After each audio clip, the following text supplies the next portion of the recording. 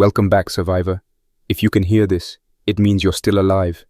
This is Jack's Nightmares, and this is your next story. I had just zipped up my flight suit when the hallway lights clicked on hard, and someone shouted down the corridor. Didn't sound panicked, just sharp, like someone was following a checklist he never thought he'd have to use. The air smelled like cleaning solvent and recycled air, the same it always did inside Hill. I slid my locker open, grabbed my helmet bag, and shut it with more force than I meant to. It clanged down the line. Nobody looked. Everyone was moving. Nobody asked why we were getting called in early.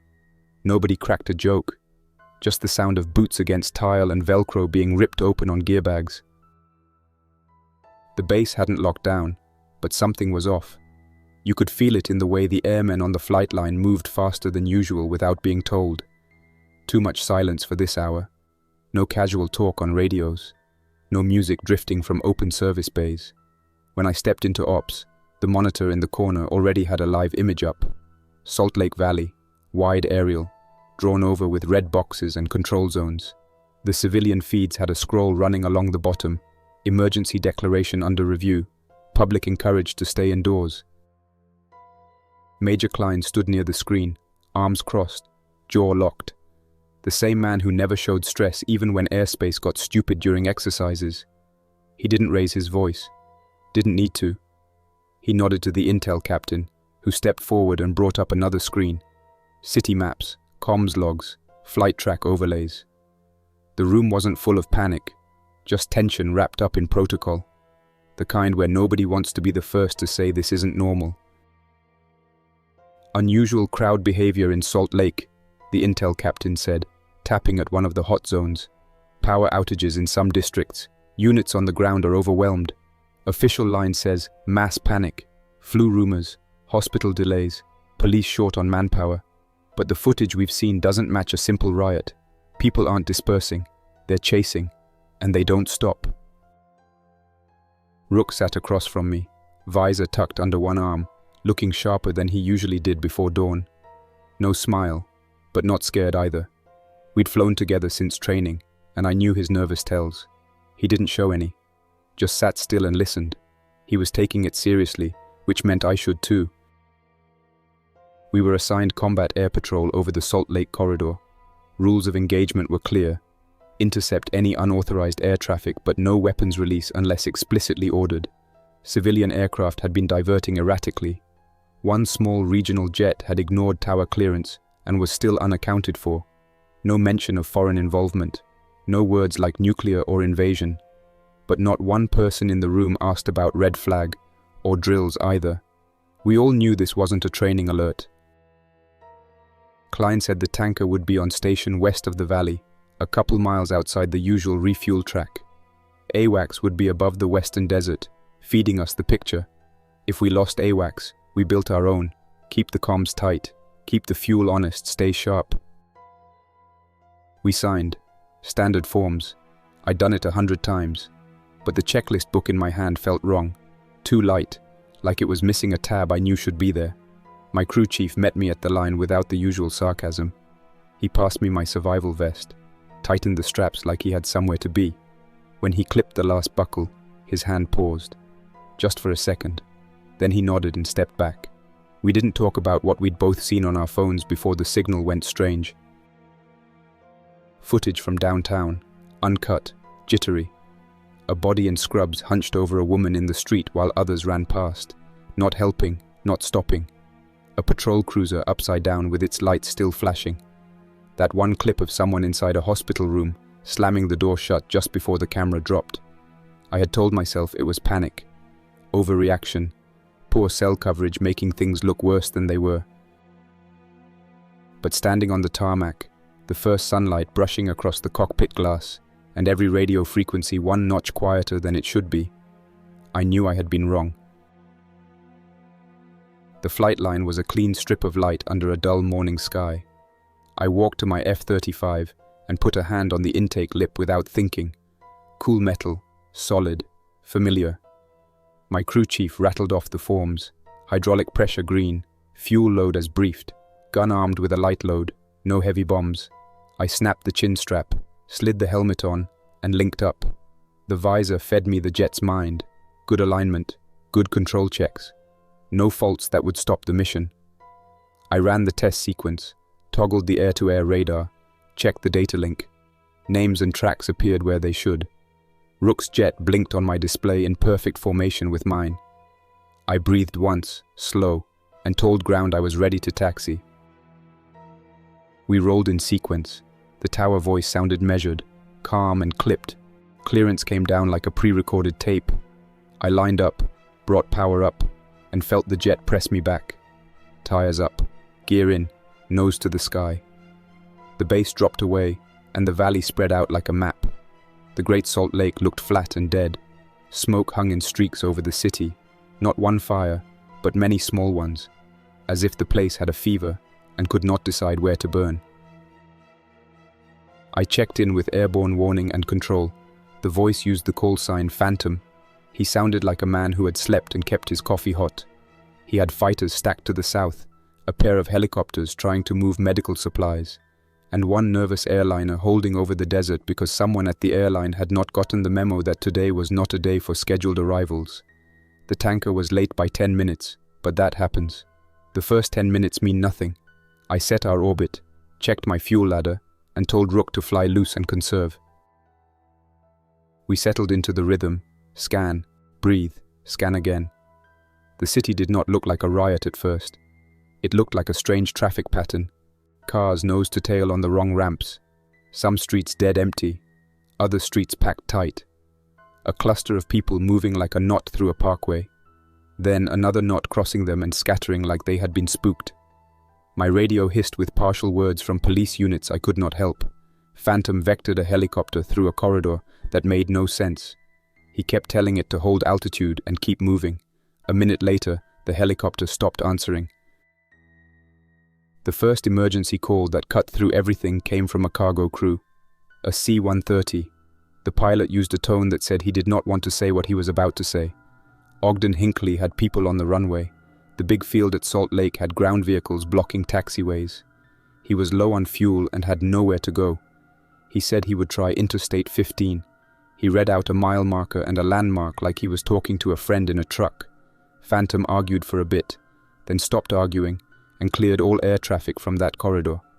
The pilot said he would take the far lanes and land northbound. I put my nose that way and watched from the sky. I saw him when the runway that was not a runway came into view.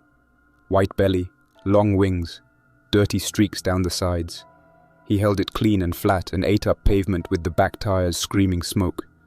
There were no cars beneath him because most of those drivers had already abandoned those cars on the shoulders. He caught a bounce, then set it back down. The airplane rolled out forever, dragged to a stop near an interchange, and sat there like a stranded ship. I could not hear his breathing, but I imagined his hands light on the controls and his eyes on the gauges to the last knot. He keyed his mic and said he was down. His voice did not shake.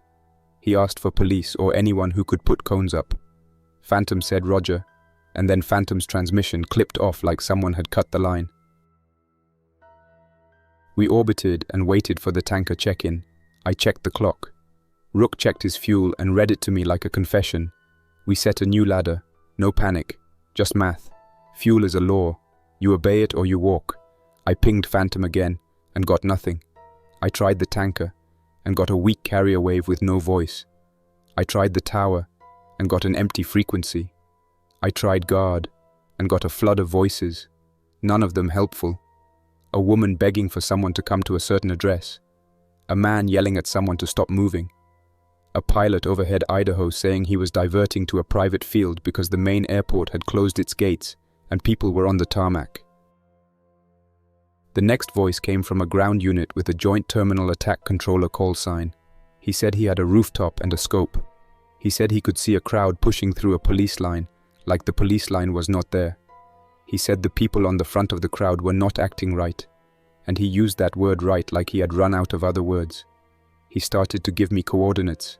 Then his voice slid sideways into noise, and a higher voice shouted close to his mic. The transmission died. I marked the grid on my map anyway, and stared at that building from altitude. I saw a stairwell door break inward. I saw a shape tumble over the edge and vanish. I told myself I had not seen that. Rook asked again about the tanker. I finally told him the truth. No tanker, no picture. We had fuel for maybe one more orbit before we had to point the nose at a strip. I listed the options in order.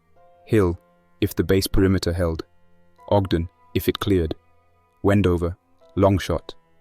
The West Desert maybe. Then, a straight stretch of pavement that looked clean and long enough to take a jet if I had no other choice. He did not like the last one, and neither did I, but we both knew the order here.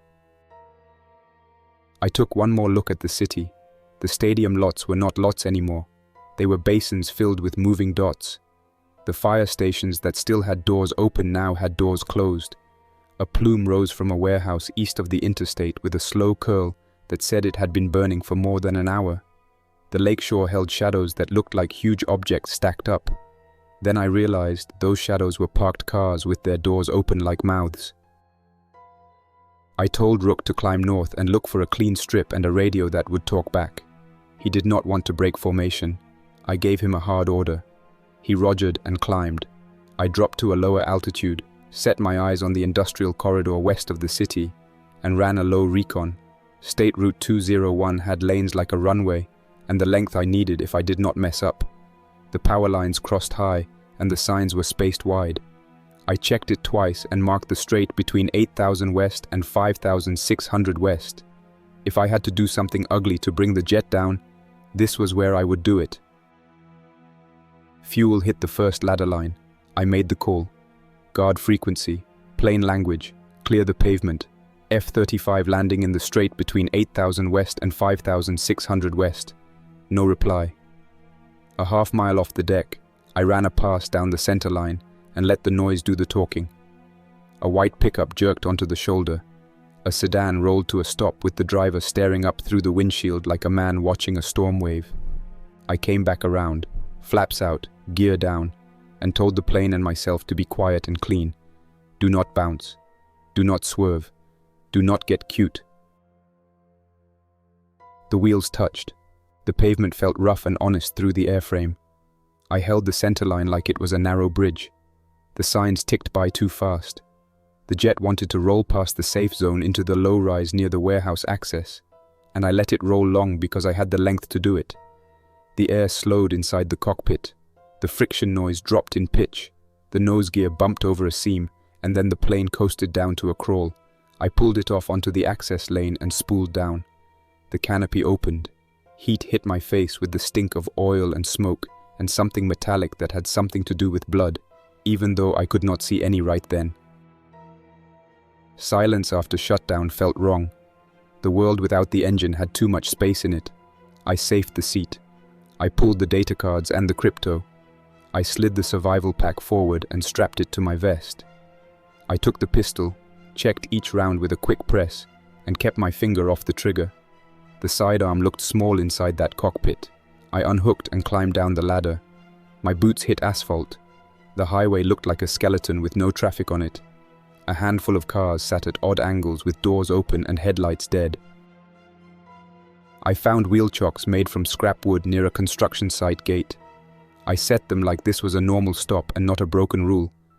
I walked a slow circle, eyes up, scanning for power lines, loose debris, anything that could wind up inside an intake if I had to crank and go later. I took a bright traffic cone from the side of the ramp and put it behind the tail. It did nothing useful except make me feel like the jet was not naked out here. A man in a fluorescent vest approached from the warehouse lot. He kept both hands up where I could see them. He was about my age with concrete dust on his boots and a radio clipped to his belt that kept spitting static. He told me his name was Carlos. Security for the night shift. The radios had gone weird. The landline in the office was dead. He had seen people running in the street with no shoes on, and he said that like it meant more than it sounded. He asked if I was alone. I told him I was for now. He pointed at the jet and asked if anyone was coming to get it. I said yes out loud because you have to say yes to that even if you do not know. A minivan rolled up with a front tire flopping on a shredded sidewall. It scraped to a stop. A father climbed out slow, hands where I could see them. He had 2 kids in the back, faces pale, eyes like plates. He had a shirt pressed against his shoulder, and the fabric showed a wet patch. I told him not to come closer and asked if he had been bitten. He said no. He had cut himself on metal when he tried to push a cart out of the way at a store. The cut looked like a clean tear, not a bite. I had him sit on the curb, and I put a pressure wrap on the wound, tight but not mean. He gritted through it and thanked me. The kids watched every move I made and did not talk. I asked if the warehouse had water and first aid. Carlos nodded. He said there was a break room with a sink and some supplies. He looked down the highway and went quiet. 3 figures had come into view from the east. They moved in a line, not walking like normal. Heads forward, no voices. The first one had a white shirt smeared with something dark. The second had a shoe on one foot and nothing on the other. The third was a woman in a business skirt with her arms stiff. They locked on us like we were a sound, even though we stood silent. I did not aim yet. I just watched their speed. It picked up when the father stood. I told him to stay behind me and keep the kids behind him. I told Carlos to get the gate open. We moved as a tight group to the warehouse yard. The gate rolled with a shudder. Inside, forklift lanes, stacked pallets, a smell of cardboard and dust and machine oil. Carlos had one of those heavy ring keys that open everything or nothing. He got the side door and we went in, closing it soft. He put a banding strap at an angle against the panic bar to keep anyone from pulling it down easily. He said he had seen a trick like that during a strike years ago and smiled the same nervous smile as the crew chief. I told him it would help. It did. The warehouse felt like a cave. Long aisles, rows of pallet racking going up 3 levels, shrink wrap rolls, banding coils, a wall of chain link panels stacked for temporary fencing, a small office on a steel mezzanine with windows looking over the floor. I told Carlos I wanted that office as our first perch. He nodded. He went up the stairs ahead of us and held the door. I had the father bring his kids and sit them with their backs to the far wall where the glass met a beam. I told them to drink water and eat something small. The younger one asked if this was like the movies. I said no. This was real, and we would do real things to stay safe. We set up a noise plan. No metal on concrete, no dragging boxes, no yelling. If someone needed attention, use a hand signal. Phones off or on airplane mode with the screens dim. We covered the windows with brown paper from the packing table. We taped the edges so they would not flap. Carlos showed me where the first aid kit was. Clean bandages, cheap tape, over-the-counter pain relievers. Good enough for now. I gave him the last of my alcohol wipes for the small cuts on his hands. He hissed and laughed at the sting. Then he stopped laughing. The infected found the door. We heard the handle test, a flat sound, then a push, then a scrape as someone outside used a foot against the bottom of the door to get better leverage. The banding strap held. I could feel the force through the stair railing. I pictured the door flexing a 1/4 inch and coming back. No roars, no words, just pressure and that dead regular knocking of bone on steel. The kids did not cry. They held each other and stared at the paper-covered window. I looked at the ceiling and did a stupid prayer with no words. We waited. The infected left after a few minutes. Not because we scared them, because something else got their attention outside. A car alarm maybe. A truck door banging. The world was a pinball machine of dumb noises right now, and every noise pulled them like a magnet. When the door went quiet, we risked a look through a corner of paper peeled back. The 3 were moving down the lane again, slower now, like the heat had drained their energy. Their faces looked raw and blank. No focus except on motion. The woman's heel snapped off, and she did not seem to feel it. We took inventory. Food in the break room, vending machine snacks, a crate of protein bars, some stale coffee, and a dozen water bottles. Not amazing, not terrible. The father had a half box of crackers and some apples. Carlos found a crate marked promotional that held cheap branded ponchos and a box of plastic whistles. I took the whistles and set them aside. Noise you can make somewhere else is worth more than a lot of other things right now. My handheld survival radio pulled in a strange loop on one frequency. A male voice repeating coordinates north of the city. Calm voice, clear diction. It did not sound like a man under attack. It sounded like someone playing a recording on purpose. He listed a state yard and a staging area. The loop took 30 seconds and then started over. No call sign, no challenge. I looked at the father, then at Carlos. The father wanted to go that way as soon as there was light. Carlos shook his head and glanced at the stacks of pallet racking like they were a wall we could hold. Both men had good reasons. I did not answer yet. I made a sketch on a clipboard with a dead shipping form. State Route 201 here, our access road here. The big smelter stack to the west as a landmark. The rail line running north-south. A drainage canal that cut behind the warehouses and came out near a frontage road. I drew a simple plan to get from here to the canal at dawn, then move along it with the concrete banks as partial cover, then cut north to the service road. I marked 2 places where the infected had banged on doors so we could avoid them on the outside. The father asked if the infected could climb. I told him what I had seen from altitude and from that door. They could run hard in short bursts. They did not take obstacles well when they were tired. They went for movement and noise over anything clever. That could change later. For now, we would use it. He nodded. He asked if he should keep the kids awake or let them sleep. I said let them rest. We would need steady heads at dawn. I checked my sidearm again. 17 rounds in the magazine, 2 magazines spare. 9x19 caliber, not magic. This was not a rifle day. I wrapped a towel around the handle of a pry bar to use as a quiet breaker for doors. Carlos found 2 short-handled sledgehammers, and I made him pick one and keep it off the floor. The father had a tire iron. I taped the grip so it would not slip if his hands were wet. We passed everything back and forth until it felt natural to move with those tools in our hands. We slept in shifts. I took first watch. I sat with my back to the wall and looked at the brown paper where it touched the glass.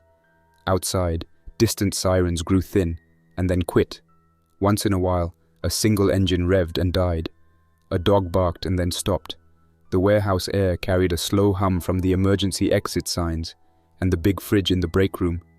I kept the radio low and checked the loop again. Same voice, same numbers. It felt like bait, and it felt like order at the same time. The world had gone crooked fast. A thing that felt like order was tempting. When it was time, I woke Carlos and he took the chair. He rubbed his face and stared into nothing for a minute like he had been deep down in a well. He tested the sledgehammer grip like he was lifting weights at a gym he used to visit. I lay down near the desk and closed my eyes. Sleep came in shallow sheets. Every sound pulled me 3 inches off the floor in my head. I saw the C-130 in my sleep. Then I saw the jet sitting on the highway with my name on its panel like a tag on an animal that had walked out of a reserve and onto a road. We moved at first light. I picked the time because the infected outside had less energy in the early morning when the air was cool and the noise level was low. I had seen the pattern from altitude and from the door. We opened our side door slowly and used a ratchet strap as a silent catch so it would not slam. The lane was clear, no movement. Paper and a plastic sack drifted in a lazy way across the asphalt. We went out and hugged the building shadow until we hit the corner where the drainage canal began. The canal ran behind a line of warehouses with a concrete lip and a sloped wall. There was a trickle of water in the bottom that smelled like lawn runoff and detergent. We walked in the dry section with our backs to the higher wall so we could duck if anything looked down. I held up a hand and pointed when I saw a shadow do a strange loop on the far bank. Not a person, a stray dog, ribs showing, sniffing the water like it did not trust it. It looked at us, judged us, and trotted off. I looked up again and saw 2 figures on a loading dock 50 yards away with their heads down in a dark mess. We did not go that route. We kept to the canal. I threw a small bolt hard to the left at a fence post. The ping drew one head up. The shape moved toward the sound. We turned the other way and kept moving. We reached the service road near the overpass I had marked from the air. The highway above had a few cars creeping along like they had their own mind, and no drivers. My jet sat a quarter-mile west on the long straight, glinting pale. I felt a pull in my chest that had nothing to do with breath. I could not leave it like a trophy. I could not light it either. Fire would draw a storm of the infected, and anyone with bad ideas who thought a fighter jet was a prize. I marked the position again, and told myself I would return with help if help still existed in this state. We cut toward a state yard I had seen a dozen times from the air and never cared about until now. Fenced, cinderblock office, rows of orange trucks that handled snow and salt in the winter. I told Carlos and the father we would aim for that yard, and we would not run unless something absolutely forced us. Running triggers pursuit. Movement draws eyes. We would move with purpose and use cover, crossing open spaces only if we knew our exit. At the first chain-link gate, we found it locked. Inside the office window, a light glowed, the kind of cheap overhead that stays on when people forget to flip switches. The yard had a radio tower on a short mast and a grey cable leading into the office. I wanted that radio. I tested the lock, standard padlock, not thick. I took the short-handled sledge and tapped it once to test the sound. It rang too loud. I stopped. I took the pry bar and wedged it at the hinge plate on the wood, not the lock. Wood gave better than metal. Slow pressure. Teeth of the screws squealed. We froze. I watched the road. No movement. I leaned again. The plate gave a quarter inch. More pressure. It gave another quarter. On the third press, the wood split and the gate sagged. We slid inside and held the gate to let it down without a clatter. We went straight to the office. The door was latched but not locked. The air inside smelled like coffee from yesterday and sweat from a man who had slept here and left fast. A sandwich lay half open on a desk with a bite missing. The radio sat on a shelf with the mic clipped wrong. I pushed power. The needle swung and settled. I scanned through a dozen dead channels and then hit a local band where traffic crews sometimes talked. No chatter.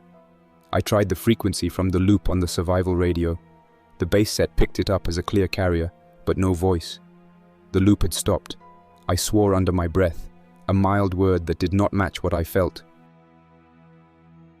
We secured the yard, fuel shed, locked. I tried the ring of keys from Carlos. Luck for once, one of the stamped steel keys matched a scar on the lock. It turned, and the door swung in. Inside, red cans, a gravity pump barrel, and a logbook on a nail. I took a can and shook it. Full. The father exhaled. I told him not to get ahead of this. Fuel meant mobility. Mobility meant options. It also meant we would make noise and burn a resource we could not replace on demand. We would not joyride. We found a yard truck with a push bar that would foul a chain-link gate in a second. Battery weak. I told Carlos to check the shelf for jump cables. He found them coiled and dusty. We opened a second truck with a stronger battery and made the bridge. The engine coughed and caught. The sound echoed off the cinder walls. I flinched and scanned the fence line. No movement. The father looked at me like I had dropped a silver coin from the sky. He asked if we could load his kids. I said yes, but we would not drive yet. First, we would set the yard and office for a stay that might last a day if we had to hold. I took chain-link panels from the warehouse inventory we had dragged earlier and braced them inside the yard gate with pallets and banding straps. Inside the office, we pushed a desk against the door and wedged the bottom with a plank. We covered the office windows with reflective foil from a roll labeled duct insulation. We stored water where hands could find it in the dark. I made a bathroom schedule because hygiene turns into a problem faster than people think. The kids took it serious, which helped. Then came the first test. A group of 5 infected jogged along the service road in a clumsy line, scanning the chain link like searchlights. One slammed the fence with a shoulder. The panel rattled and sang. More came, drawn by the noise. I put my hand on the father's arm to keep him from shouting. We stood still and let them pass. They did not get the door open because it did not push the way they wanted and because they had no patience for lever work. After 2 minutes, something crashed loud on the next block and they peeled off like a flock. I picked up the radio mic and tried again. Plain language. Any Hill Air Force Base units. Former Hill F-35 pilot on the ground with civilians. Homeless of command. Request situation report. Moving northwest along service road towards State Yard. Non-hostile. Limited medical. No answer. Static clicked and rolled. A different voice came in with a broken phrase about a bridge being blocked and people jumping into water. Then more static. We ate a small meal. Crackers, a protein bar split 3 ways, and a couple of apple slices. The kids chewed like old men at a diner. Carlos went quiet and stared at the floor. He said he had a sister in Kearns.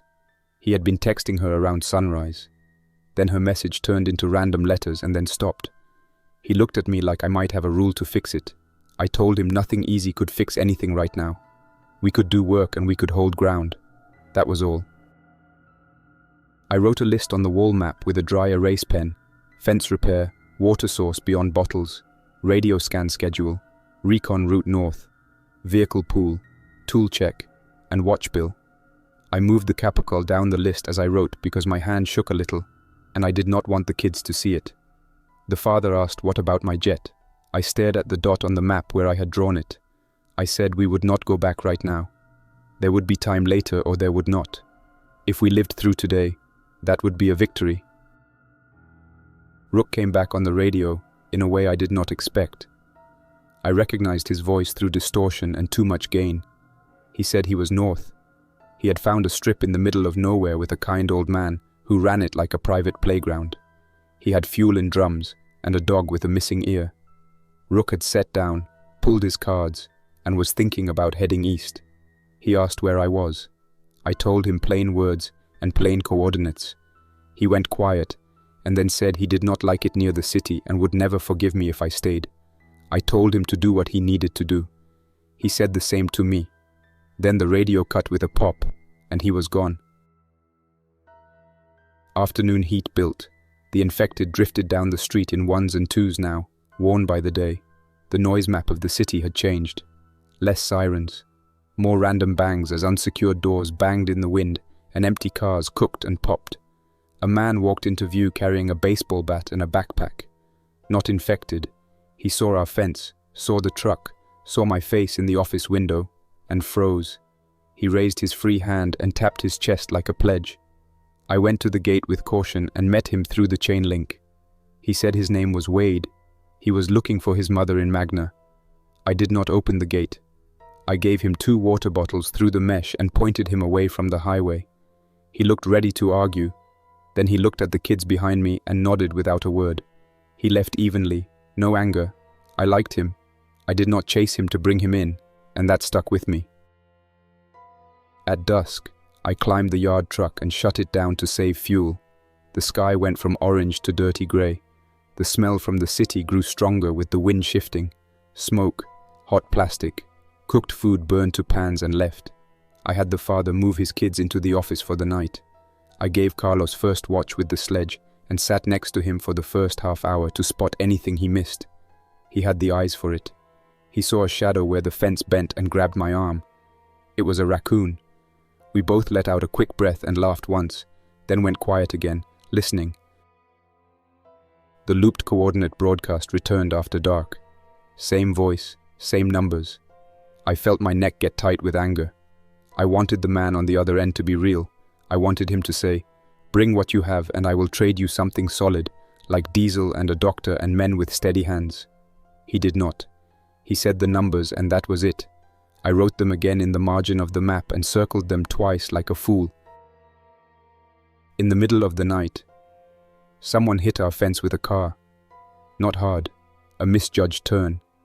The headlights pinned the office window and filled it with white. I slid down the wall so my head dropped below the glass line. Carlos did the same. The car reversed with that dumb gear whine and then left. The infected arrived 2 minutes later like cold birds to a field. They saw the bent panel and pushed it for a while. The banded brace we had set held because physics is a friend who has rules and does not care about feelings. I waited with the pistol low and set. I did not fire. The group left. The wind shifted again. The kids woke before dawn. Children always know when adults are lying to them, even by omission. The older one asked if we would go north today. He had a small plastic dinosaur in his hand. He said its name like it mattered what I called it. I said yes. We would go as far as the frontage road and then decide. He nodded like a little officer and told his sister to put on her shoes tight and double knot the laces. She did like a soldier. We rolled the yard truck out with the push bar low. The father sat with the kids in the back seat and kept his hand on their knees like a seatbelt. Carlos rode next to me with the sledge laid across his ankles. We moved in low gear. The gate braced open with a pallet and a chain. I watched the mirrors and the corners and the roof lines.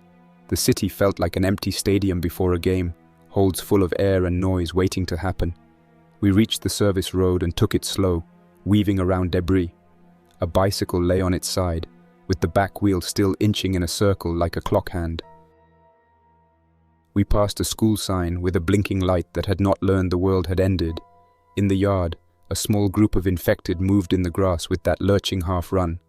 One turned toward the truck, then stopped, overwhelmed by the reflections on the glass, or by a new sound we could not hear. I kept rolling. No horn, no engine rever, smooth and even. The engine heat brought the cabin smell up. Carlos looked like he might be sick. He swallowed it. The frontage road opened like a runway.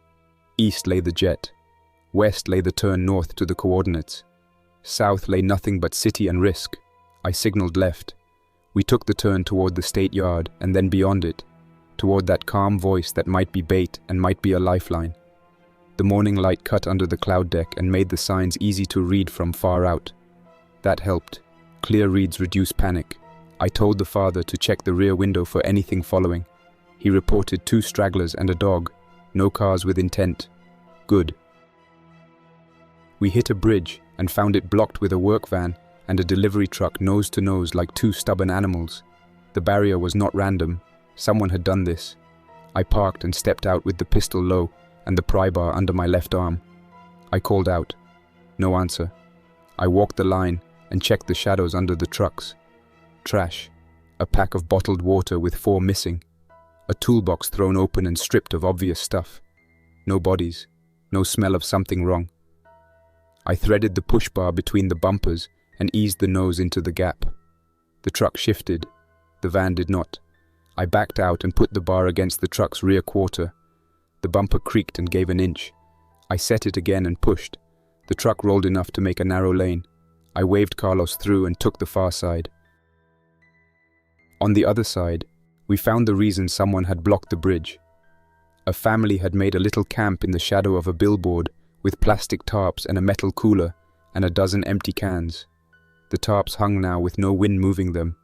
The cooler lay on its side with nothing inside. A chalk hopscotch grid on the concrete had fresh numbers. The numbers ended at 10, and then the chalk scratches had dragged far off the square like a hand had been pulled. I did not call out here. We moved fast and quiet and did not look back. The coordinates came up in the windshield on a hand-scrawled note I had copied onto my map. The facility sat behind another fence with a big state seal and a half-raised American flag stuck on a bent halyard. A couple of trucks in the yard, doors open, the office door ajar. I parked at an angle to block the entrance and got out, pistol low. I told Carlos to stay with the father and the kids behind the metal, and to honk the horn twice if he saw anything. I could not. He gripped the sledge and nodded. Inside the office, the radio setup looked better than ours. A rack with 3 units, a small generator in the corner with a cable run through a hole in the wall, and a case of bottled water stacked near a desk. A map with circles on it that matched the corridor the voice had repeated. A clipboard with names and checkboxes. Half the boxes empty. No bodies. No blood.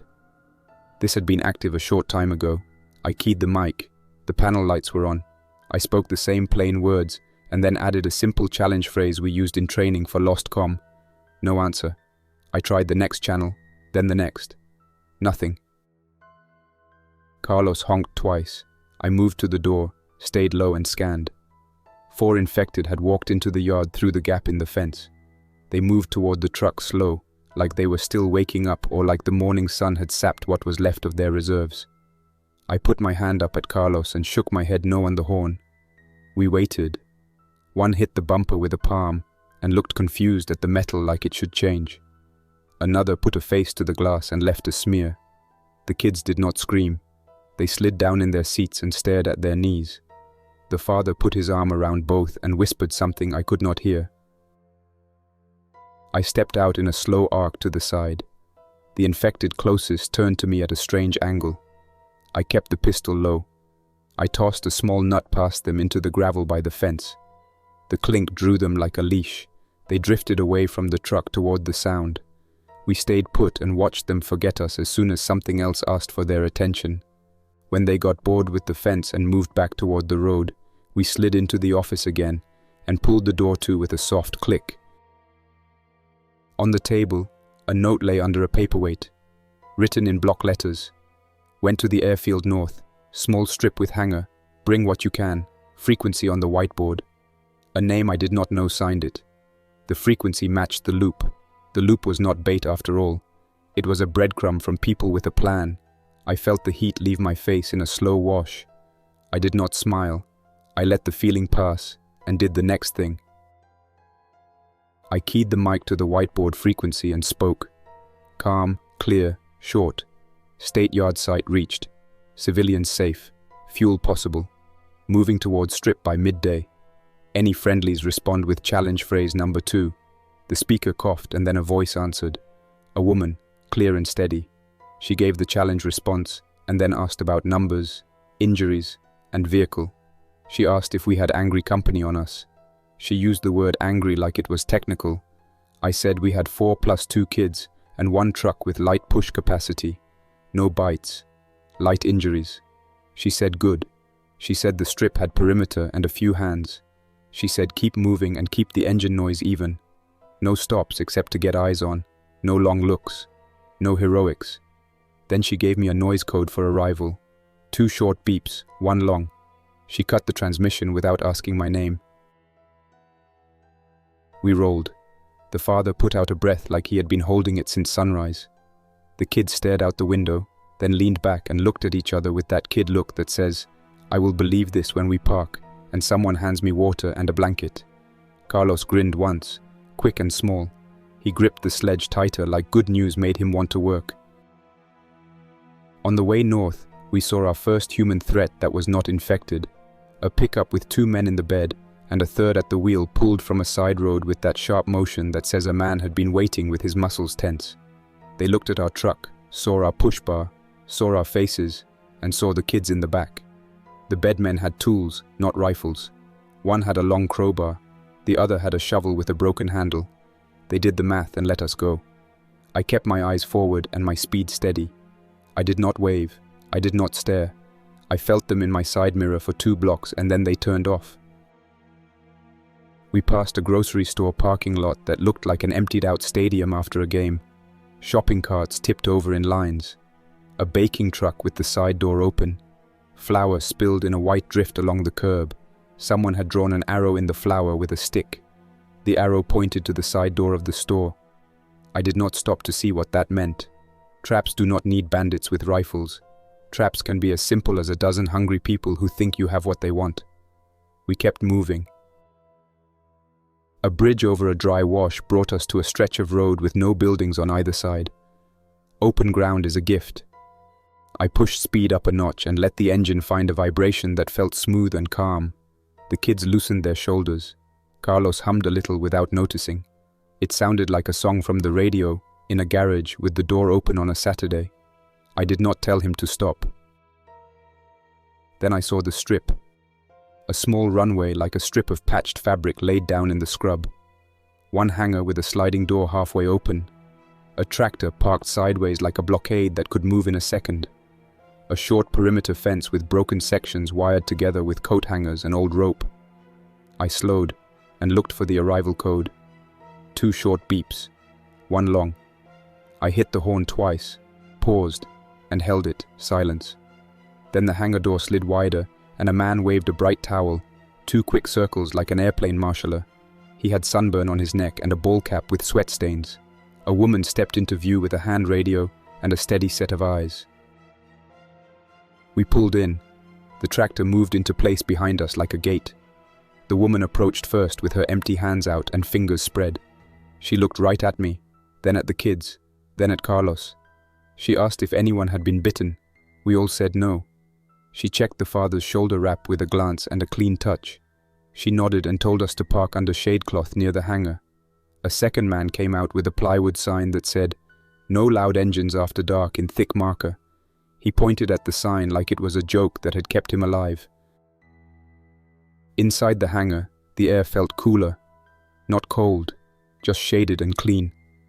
A dog with one ear missing came over and sniffed the kids, and then leaned against their legs like he had been waiting for this job.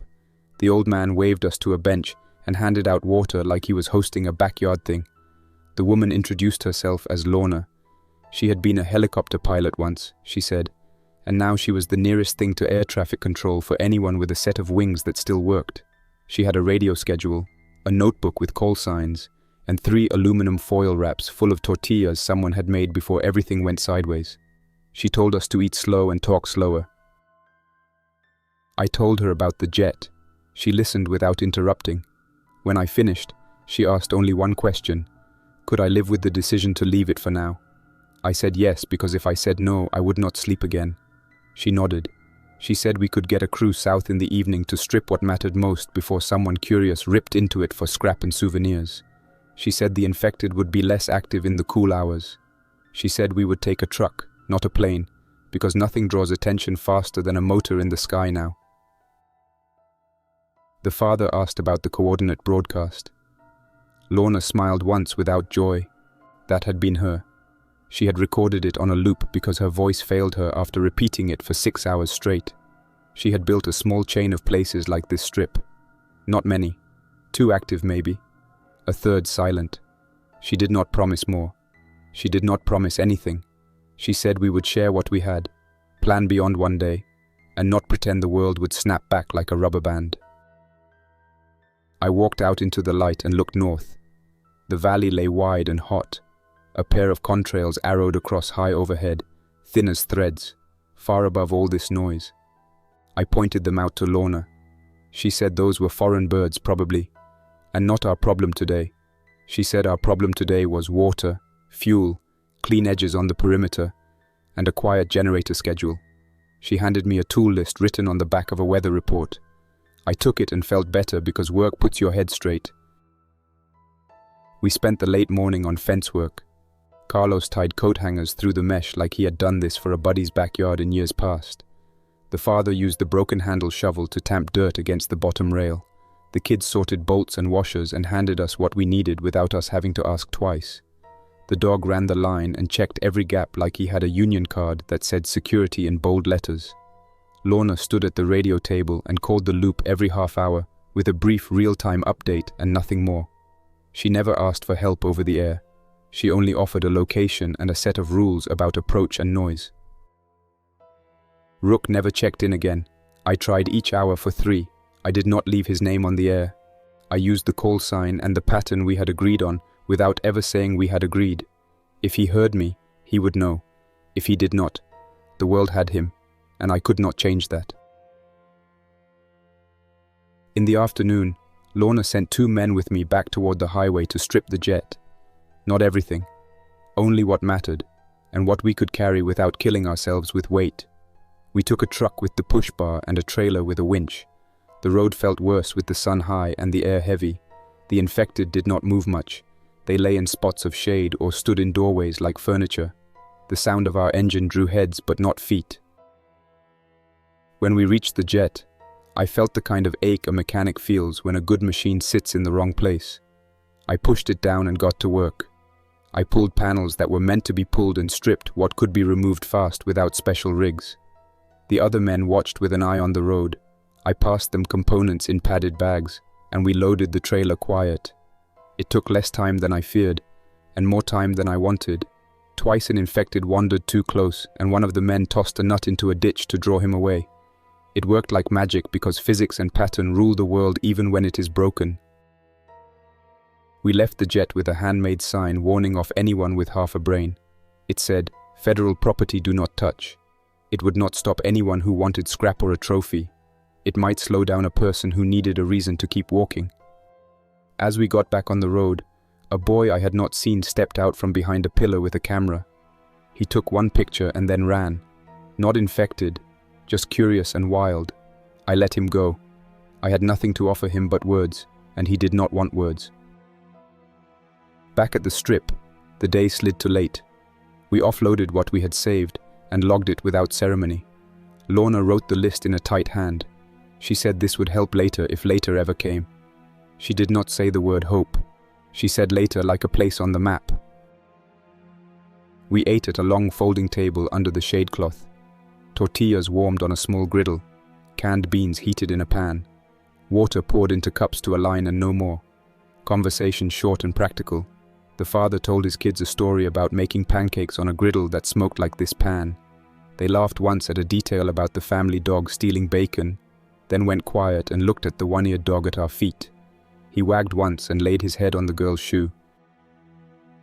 I took first night watch. Perimeter quiet. Radio check on the hour. The stars came out in a flat field through the haze. The city glow to the south looked like a bruise. I listened to the generator putter and the soft scrape of someone turning on a cot. Lorna came out once and put a hand on my shoulder.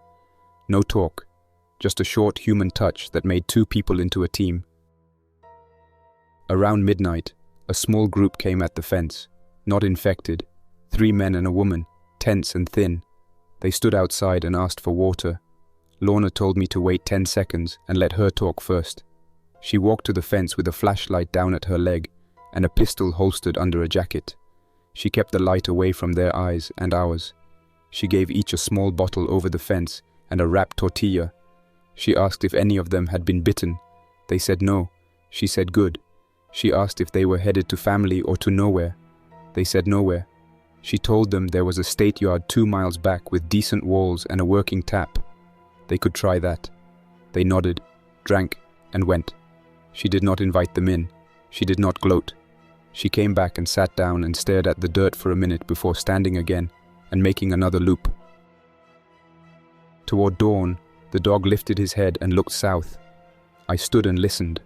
A low engine, not a car, not a motorcycle, something bigger and smoother. We waited. The sound grew. A bus rolled into sight on the road, slow and steady, paint scraped along one side, windows blacked with taped paper. It stopped 100 yards out and idled. No movement, no voices. Lorna raised the hand radio and spoke on a local channel. No reply. We watched for a long minute without movement. Then the bus shifted into gear, turned, and rolled away. I put my hand flat on the fence and felt the vibration in the metal long after the sound faded. Morning brought work again. That is how we lived through the first day. Work, plan, move, sleep in slices, repeat. The infected changed with heat and noise. The people changed faster. I felt myself change in a way I did not like and did not fight. I made the decisions that kept the group alive and saved the tools that saved time. I did not chase ghosts. I did not go looking for news that would break me. I watched the children tie their shoes and talk in low voices and pass a dog a bit of tortilla with a careful hand. I thought of my jet out on that road, sun cooking the paint, dust settling on the canopy. I pictured the boy with the camera showing his picture to someone who would not believe him, and I did not feel anger. I felt a set of tasks carried out to completion. At the 24-hour mark, I stood in the hangar doorway and looked at the wall map. The route we had taken was a bright line drawn with a marker. The route north to the next point was a faint dotted line.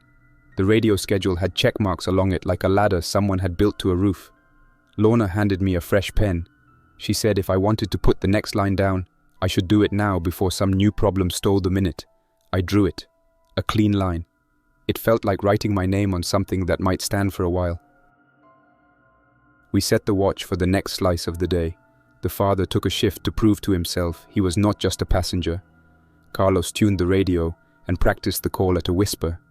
The kids curled up in a corner under a blanket that smelled like the inside of a camping trailer, clean and old at the same time. The dog made a circle, lay down at the door, and put his chin on his paws.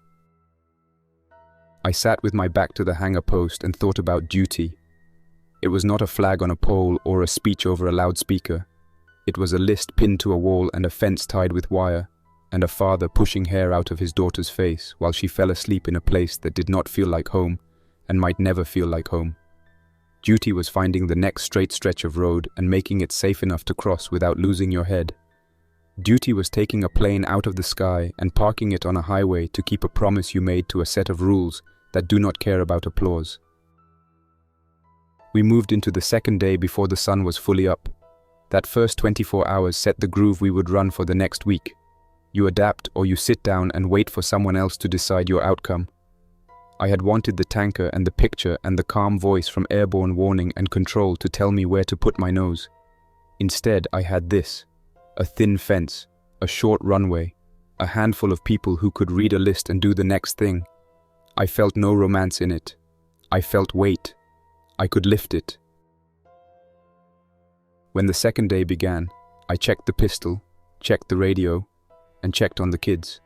The boy had a tiny scrap of paper where he had written the dog's name in block letters. He had decided on the name without asking anyone. He held it up to show me like a badge. I nodded. I said that name out loud so the dog would hear it and accept the truth of it. The dog wagged and thumped his tail once. It sounded like something right. The world had fallen in on itself at the edges and the center both. That was clear now. Still, pieces held. Gravity, electricity if you were smart with it. Engines if you fed them and did not burn them hot. People if you gave them a job and a straight story. The infected watched for a while from the other side of the fence and then followed a noise we could not hear. The radio clicked and carried a voice that might be Rook and might not. I looked at Lorna. She nodded once. Work first. Then we would see who needed saving and who needed a boundary. That was how the first 24 hours ended. Not with any big finish. No flash, no speech. Just a quiet yard, a working list, a dog with one ear, and a path drawn north with a steady hand. That's all for now. Thanks for listening. Don't forget to like and subscribe to keep the stories alive. For now, stay quiet, stay vigilant, and stay alive. Jack's Nightmares, signing off. Until next time, survivor.